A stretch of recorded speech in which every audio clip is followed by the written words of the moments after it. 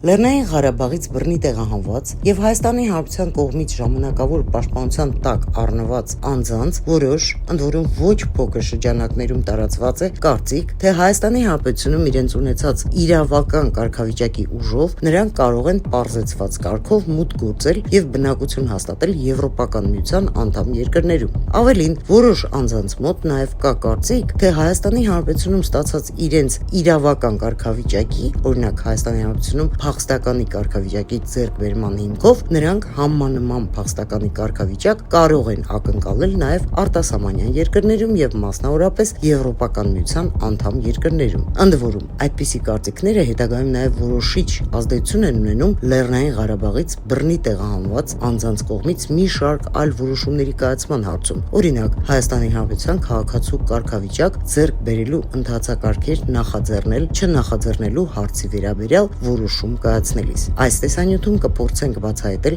թե արդյոք Լեռնային Ղարաբաղից բռնի տեղահանված անձինք ունեն առավելություններ իրենց կարգավիճակի բերումով Եվրոպական միության անդամ երկրներ մուտք գործելու հարցում, ինչպես նաև թե արդյոք Հայաստանի Հանրապետությունում ստացած փախստականի կարգավիճակը ինքնին հիմք է այլ երկրներում, այդ թվում Եվրոպական միության անդամ երկրներում փախստականի կարգավիճակ ձեռք բերելու, ապաստան հայցելու իրավունք ստանալու համար։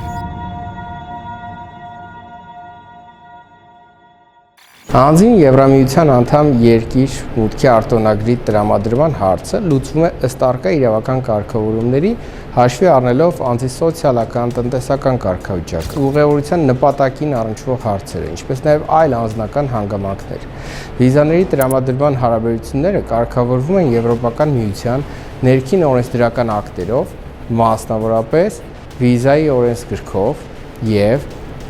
սահմանների մասին 2006 թվականի Շենգենյան օրենսգրքով, ինչպես նաև առանձին անդամ պետությունների ներքին օրենսդրությամբ։ ԵՄ վիզայի օրենսգրքի 10-րդ հոդվածը սահմանում է մի շարք պահանջներ, որոնք հայտարարություն պետք է իրականացնի ԵՄ անդամ երկիր վիզա ստանալու համար։ Օրինակ, ներկայացնի դիմում, ճամփորդական փաստաթուղթ, լուսանկար, անհրաժեշտության դեպքում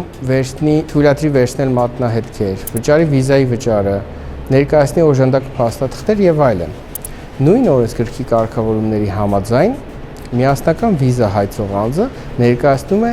ուղևորության նպատակը նշող փաստաթղթեր, տեղաբաշխման հետ կապված փաստաթղթեր կամ բավարար միջոցների առկայության ապացույցներ տեղաբաշխման ծախսերը հոգալու համար։ Փաստաթղթեր, որոնք կապացուցեն, որ հայտատուն տիրապետում է բավարար միջոցների, իր ուղևորության ենթադրվող ժամանակահատվածի ընթացքում գոյատևման համար, ինչպես նաև իր երկիր վերադարձի կամ այլ երրորդ երկիր տրանզիտի համար, որտեղ իր մուտքը երաշխավորված է եւ այլն։ Վիզայի օրենսգիրքը կարգավորում է նաև վիզայի մուտքի արտոնագրի տրամադրումը մերժելու հիմքերը։ Մուտքի արտոնագրի տրամադրումը մերժման հիմքերի թվին են դասվում նաև վերը նշված փաստաթղթերը, տեղեկությունների անհրաժեշտության դեպքում համապատասխան վավեր առողջության ճամփորդական ապահովագրություն ունենալու ապացույցների չտրամադրումը դիմումատուի կողմից եւ այլ հանգամանքներ։ Ըստ նշված օրենսգրքի վիզայի տրամադրումը մերժվում է նաեւ այն դեպքում, երբ անձին չընդունելու նպատակով առկա է մուտքի արգելքի մասին տեղեկատվական հարցում Շենգենյան տեղեկատվական համակարգի շրջանակներում կամ երբ համարվի, որ անձը վտանգ է ներկայացնում հասարակական կարգի, ներքին անվտանգության կամ հանրային առողջության համար Շենգենյան սահմանային օրենսգրքի 2-րդ հոդվածի 19-րդ կետի իմաստով, կամ վտանգ է ներկայացնում որևէ անդամ պետության միջազգային հարաբերությունների համար եւ մասնավորապես նույն պատճառներով առկա է մուտքի արգելքի մասին տեղեկատվական հարցում Շենգենյան տեղեկատվական համակարգի շրջանակներում։ Եվ եթե փորձենք վիզայի տրամադրման համար անհրաժեշտ պահանջների եւ նաեւ վիզայի մերժման հիմքերը սահմանող դրույթների ամբողջությունից որոշակի եզրահանգումներ անել, ապա կարելի է արձանագրել, որ երբ անձը չի ներկայացնում պահանջնող փաստաթղթեր եւ կամ չի համապատասխանում վերոբերյալ սահմաններից առնվազն մեկին, ապա նրան վիզայի տրամադրումը պետք է մերժվի։ Մյուս կողմից պետք է փաստել նաև, որ փախստականների եւ տվյալ պարագայում Լեռնային Ղարաբաղից բռնի տեղահանված եւ Հայաստանի Հանրապետությունում ժամանակավոր պաշտպանության տակ առնված ու փախստականի կարգավիճակ ստացած անձանց համար Եվրոպական միության մուտքի արտոնագիր տրամադրելու հատուկ, այդ թվում պարզեցված կամ բարդեցված ընթացակարգեր նախատեսված չեն։ Հետևաբար, փախստականի կարգավիճակը վիզայի տրամադրման հարցում որևէ բարելավող կամ վատ թարացնող հանգամանք չի կարող հանդիսանալ։ Սակայն, անկախ այլ հանգամանքներից հարկ է նկատի ունենալ, որ Եվրոպական միության իրավական մոտեցումներին զուգահեռ յուրաքանչյուր անդամ պետություն, ելնելով իր սահմանադրական կարգի առանձնահատկություններից, յուրովի է մշակում եւ իրականացնում իր միգրացիոն քաղաքականությունը, հաշվի առնելով տնտեսաքաղաքական, մշակութային եւ սոցիալական բազմաթիվ այլ գործոններ։ Անկախ մոտեցումների տարբերությունից միանշանակ է, որ փախստականի վկայականի առկայությունը որևէ կերպ ինքնին չի կարող խոչընդոտել եւ կամ բարելավել մուտքի արտոնագիր հայցող անձի կարգավիճակը։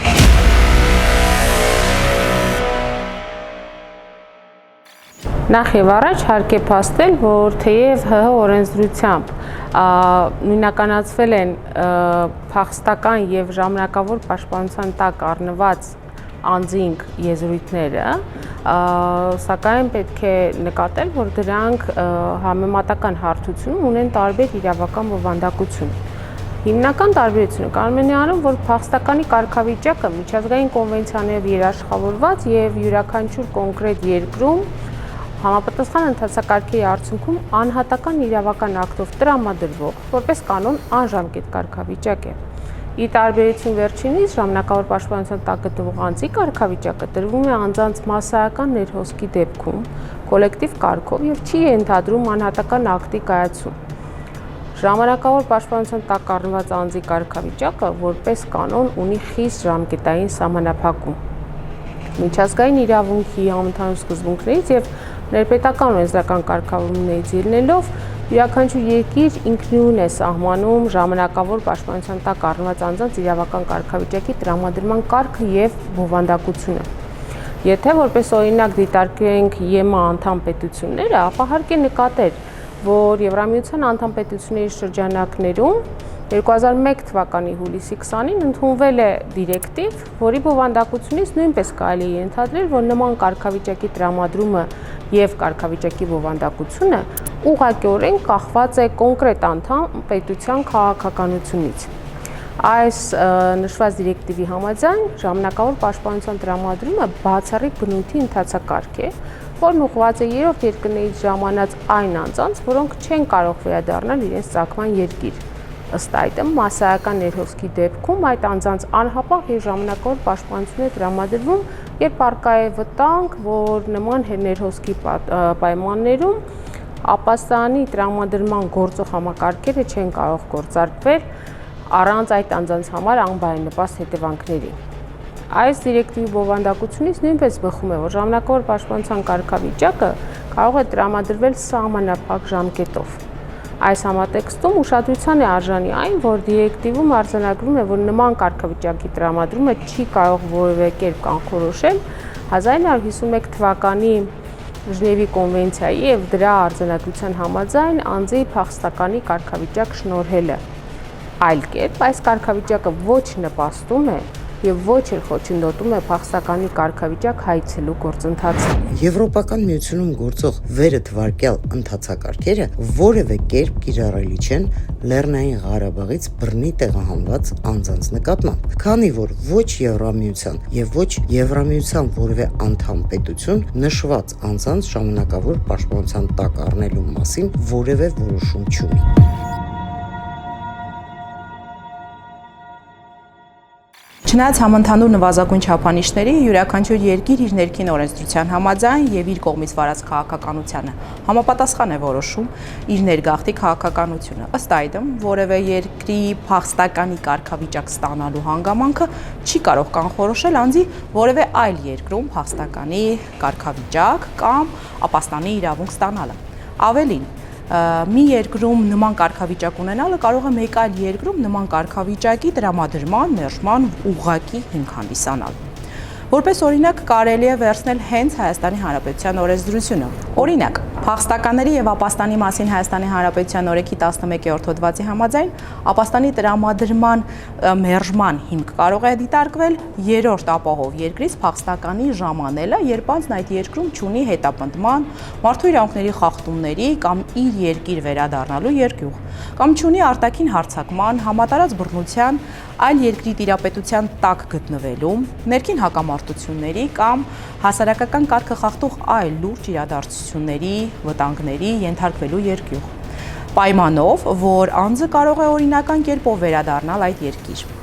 Համանման կերպ է հարցլուծված օրինակ նաև Ռուսաստանի Դաշնության օրենսդրությամբ։ Այսպես օրինակ, փախստականների մասին Ռուսաստանի Դաշնության Դաշնային օրենքի 5-րդ հոդվածի համաձայն եւս անձի փախստականի կարգավիճակ ստանալու դիմումի մերժման հիմք կարող է հանդիսանալ իթիվս այլի նաև այլ հանգամանքները, որ անձն օժտված է երրորդ պետության կոնկրետ դեպքում Հայաստանի Հանրապետության տարածքում օրինական հիմքերով գտնվելու իրավունքով։ Եվ բացակայում է այդ երրորդ պետության կոնկրետ դեպքում արդեն օրինակ Հայաստանի Հանրապետության կողմից հետապնդման զոհ դառնալու հիմնավորված երկյուղը։ Ռուսաստանի Դաշնությունում անձին փախստականի կարգավիճակի տրամադրումը մերժելու մեկ այլ հիմք կարող է հանդիսանալ այն հանգամանքը, որ անձը երրորդ պետության, կոնկրետ դեպքում Հայաստանի Հանրապետության տարածքում ունեցել է փախստական ճանաչվելու հնարավորություն։ Նշենք նաև, որ Գերմանիայի Դաշնային Հանրապետության օրենսդրությամբ եւս նախատեսված են նմանատիպ իրավակարգավորումներ, մասնավորապես երկրի հիմնական օրենքի 16-ա հոդվածի համաձայն առաջին քաղաքական հողի վրա հետապնդվող անձինք ունեն ապաստանի իրավունք, սակայն նույն հոդվածի երկրորդ մասում առկա է նշում, ըստ որի առաջին կետը չի կարող վկայակոչվել այն անձի կողմից, ով մուտք է գործում դաշնային տարածք եվրոպական համայնքների անդամ պետությունից կամ մեկ այլ երրորդ պետությունից, որտեղ կիրառվում է փախստականների կարգավիճակի մասին կոնվենցիան եւ բնականաբար երաշխավորված է մարդու իրավունքների եւ հիմնարար ազատությունների պաշտպանության մասին եվրոպական կոնվենցիան։ Ըստ այդմ էլ Գերմանիայի Դաշնային Հանրապետության ապաստանի մասին օրենքի արդեն 26-ա հոդվածում արդեն իսկ առկա է կարգավորում, համաձայն որի առաջինը ցանկացած օտարերկրացի, ով դաշնային տարածք է մուտք գործել երրորդ երկրից, հիմնական օրենքի 16-ա երկրորդ հոդվածի առաջին նախադասության իմաստով չի կարող վկայակոչել հիմնական օրենքի 16-ա առաջին հոդվածը եւ անձին ապաստան չի կարող տրամադրել։ Նույն օրենքի 27-րդ հոդվածի համաձայն այն օտարերկրացուն, ով այլ երրորդ երկրում արդեն իսկ ապահովագրված է քաղաքական հետապնդումներից, չի կարող ապաստան տրամադրվել։ Երկրորդ մասով նախատեսված կարգավորումը ենթադրում է, որ եթե օտարերկրացուն երրորդ ապահով երկրի կողմից կամ մեկ այլ երկրի կողմից փախստականի կարգավիճակի մասին կոնվենցիայի համաձայն տրամադրվել է ճամփորդական փաստաթուղթ, ապա ենթադրվում է, որ նա արդեն այդ երկրում ապահովագրված է քաղաքական հետապնդումներից։ Երրորդ դեպքում արդեն, եթե նախքան դաշնային տարածք մուտք գործել օտարերկրացին 3 ամսից ավել ապրել է մեկ այլ երրորդ երկրում, որտեղ նա քաղաքական հետապնդում չի, նրան քաղաքական հետապնդում ըստ էության չի սպառնացել, ապա ենթադրվում է, որ նա այդ երկրում ապահովագրված է քաղաքական հետապնդումներից։ Աստվածը բնականաբար ունի բացառություններ այն դեպքերի համար, երբ անձը հավաստի ապացույցներ է ներկայացնում, որ արտաքսումը մեկ այլ երկիր, որտեղ իրեն քաղաքական հետապնդում է սպառնում, ողջամիտ որոշակիությամբ իհարկե չի կարող բացառվել։ Ամփոփելով պետք է փաստել, որ այն թյուր կարծիքը թե Լեռնային Ղարաբաղից բռնի տեղահանված Հայաստանի Հանրապետության կառավարության 1864Ն որոշմամբ ժամանակավոր պաշտպանության տակ առնված եւ փախստական ճանաչված անձին կարող են հավակնել որևէ արտասահմանյան երկրում եւ մասնավորապես Եվրոպական միության անդամ երկրներում ինքնաշխատ կերպով որևէ համանման փախստականի ժամանակավոր պաշտպանության տակ գտնվողի կամ ապաստան հայցողի կարգավիճակի չունի որևէ իրավական հիմք։ Ավելին որոշ առանձին դեպքերում հաշվի առնելով, որ նշված խմբին պատկանող անձինք բնակություն են հաստատել Հայաստանի Հանրապետությունում, Հայաստանի Հանրապետության կողմից նրանց տրամադրվել է միջազգային իրավական չափանիշներին համապատասխան պաշտպանություն, որ նրանք չունեն միջազգային կոնվենցիաներով եւ ներպետական օրենսդրություններով նախանշված երկյուղները եւ սպառնալիքները, ապա այդ հանգամանքների համակցությունը կարող է ուղղակի իրավական հիմք ծառայել հայցվող պետությունների կողմից նրանց ապաստանի կամ փախստականի կարգավիճակի տրամադրման մերժման համար։